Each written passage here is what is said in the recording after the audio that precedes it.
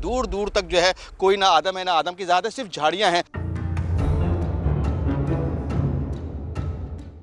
4 लाशें किसकी हैं? मुख्तलिन कराची में कहां रहते थे? किसने मारा? पुलिस ताहाल कुछ बताने की पोजीशन में नहीं है। एसपी केमाड़ी जैन बलोच का कहना है सीवरेज के गंदे पानी की वजह से लाशों की शनाख्त में भी काफी मुश्किल पेश आ रही है। कि आपको यहाँ कोई पानी नजर आ रहा है तो इससे आपको पता चल जाएगा कि पुलिस इस केस में कितनी संजीदा है। ये कराची का माई कोलाची रोड है, जहां एक नाले के पास रश लगा हुआ था। पुलिस और एम्बुलेंस की गाड़ियां खड़ी थी। एदी के रजाकार लोगों के साथ मिलकर नाले से लाशें बाहर निकाल रहे थे। ये लाशें थी एक औरत और 3 बच्चों की। मैं ड्यूटी पे मौजूद था अपने पॉइंट पे। एक राहगुजर आया, बोल रहा है कि वहाँ जंगल में एक बंदे की लाश पड़ी हुई है गटर में। तो मैं वहाँ उसको बिठाया अपने साथ, यहाँ पे पहुँचे। देखने वहाँ पे पहुँच के देखा तो मतलब कुछ पत्थर वगैरह उस बॉडी के ऊपर पड़े हुए थे। जब पुलिस वाले आए तो फिर हम लोगों ने पत्थरें हटाई। पत्थरें हटाने के बाद पता चला कि इसमें 1 से ज़्यादा बॉडी है। 2 जेंट्स थे, 2 लेडीज थे। आपने अक्सर स्टोरीज में पढ़ा होगा और मूवीज में देखा होगा कि काला जादू करने वाला इंसानों को कत्ल कर देता है, इन्हें नुकसान पहुंचाता है। लेकिन हमारी आज की स्टोरी में विक्टिम ही काला जादू करने वाला था। ये कत्ल क्यों हुआ? मरने वाले बच्चों का क्या कसूर था? मारने वाला कौन था? ये सब जानते हैं आज की इस वीडियो में। मैं हूं AR रिजवी और आप देख रहे हैं थिंक क्राइम का एक और deep thrilling episode.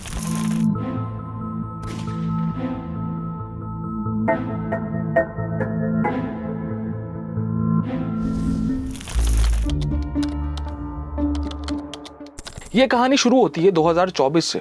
Masroor Hussain Karachi के इलाके माए कोलाची रोड के करीब एक पुराने मोहल्ले में रहता था। वैसे तो वो 3 बच्चों का बाप था, मगर फिर भी घर खाली था। वजह थी उसकी जहनी कैफियत। मसरूर एक शदीद जहनी कशमकश में मुब्तला हो चुका था, या अगर यूं कहा जाए तो जैसे इसके दिमाग पर किसी और का कंट्रोल हो। मसरूर नींद में अक्सर चौंक जाता था, किसी के पुकारने पर नहीं बल्कि बिला वजह ही। चलते चलते अचानक रुक जाता था, पीछे मुड़कर देखता, इसे लगता कोई उसका पीछा कर रहा है, मगर पीछे देखने पर कुछ भी नहीं होता था। कभी कभी इसके कानों में बच्चों के रोने की आवाजें गूंजती थी, इतनी तेज कि जैसे कान फट जाएंगे। वो बीवी बच्चों को भी मारने लगा था। तंग आकर बीवी ने अपने बच्चों समेत मैके जाने का फैसला कर लिया। अकेले रहने की वजह से मसरूर के घर की हालत भी इसके जहनी हालत जैसी हो चुकी थी। इंतहाई बोसीदा, टूटी फूटी दीवारें और दरवाजे जैसे बरसों से इस पर किसी ने तवज्जो ही न दी हो। इस इलाके में ज्यादातर मजदूर तबका रहता था। मसरूर के लिए हर आने वाला दिन पहले से ज्यादा बदतर होता जा रहा था। अब इसे नींद नहीं आती थी, और अगर कभी आ भी जाती थी तो वो चीख कर उठ जाता था।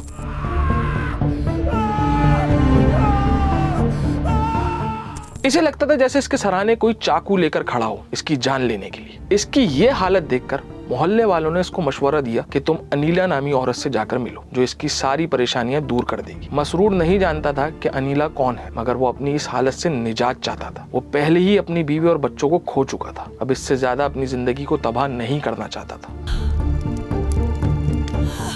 असल में अनीला काला जादू करती थी, लेकिन इसके बारे में जो बातें सामने आई वो इससे भी ज्यादा खौफनाक थी। मोहल्ले वालों के मुताबिक उसके घर से रोने और चीखने की आवाजें आती थी, और कभी कभी जोर जोर से हंसने की। अनीला के घर से जानवरों के गोश्त और चर्बी की बदबू भी आया करती थी। मसरूर अपने दोस्तों के कहने पर एक दिन अनीला के घर पहुंच गया। ये अनीला और मसरूर की पहली मुलाकात थी। दरवाजा खुला, सामने 3 बच्चे खड़े थे। ये तीनों बच्चे अनीला के थे। मसरूर ने बच्चों को देखकर सुकून की एक सांस ली। जब मसरूर अनीला के कमरे में दाखिल हुआ तो जो मंजर इसके सामने आया वो इंतहाई बेहानक था।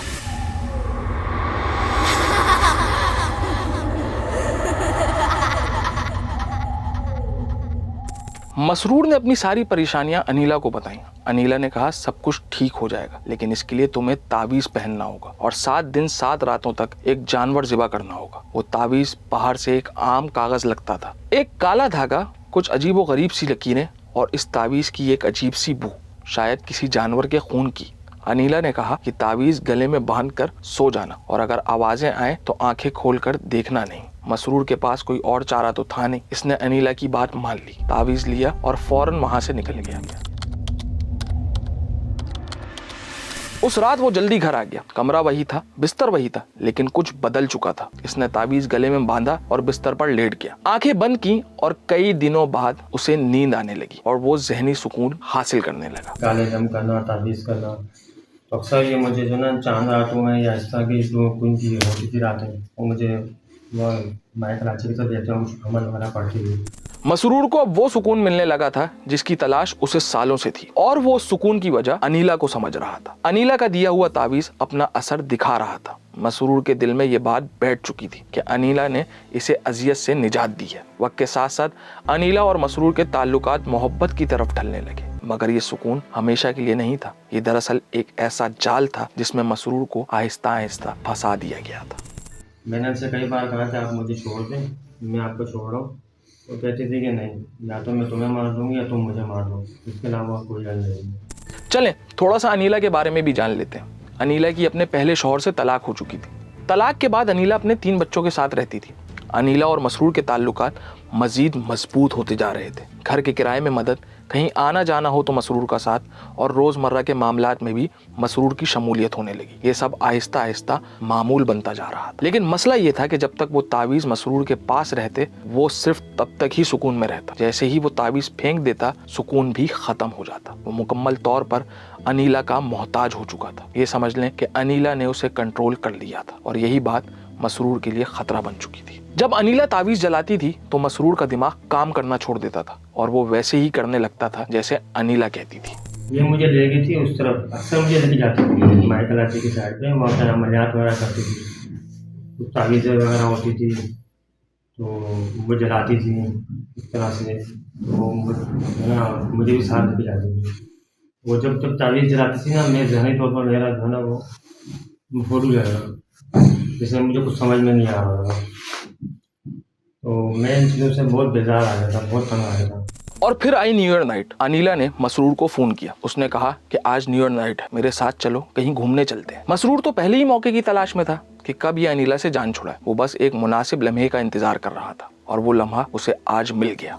मसरूर फौरन घर से निकला, अनीला को मोटरसाइकिल पर बिठाया और माई कोलाची रोड की तरफ ले गया। अनीला को बिल्कुल अंदाजा नहीं था कि जिसे वो एक आम सैर समझ रही है, वो उसके लिए जिंदगी की आखिरी रात भी साबित हो सकती है। पुलिस ताहाल कुछ बताने की पोजीशन में नहीं है। एसपी केमाड़ी जैन बलोच का कहना है, सीवरेज के गंदे पानी की वजह से लाशों की शिनाख्त में भी काफी मुश्किल पेश आ रही है। और फिर हुआ कुछ यूं कि पुलिस को नाले से 4 लाशें मिली, जिनकी शिनाख्त में शदीद मुश्किलात पेश आ रही थी। सवाल ये था कि न्यू ईयर नाइट पर मसरूर के साथ तो सिर्फ अनीला गई थी, फिर पुलिस को 4 लाशें कैसे मिली? यही तो इस कहानी पे सवालिया निशान है। मसरूर उस रात अनीला को लेकर घर से निकला। माई कोलाची रोड पर पहुंचा तो उसने देखा यहाँ मुकम्मल सन्नाटा है।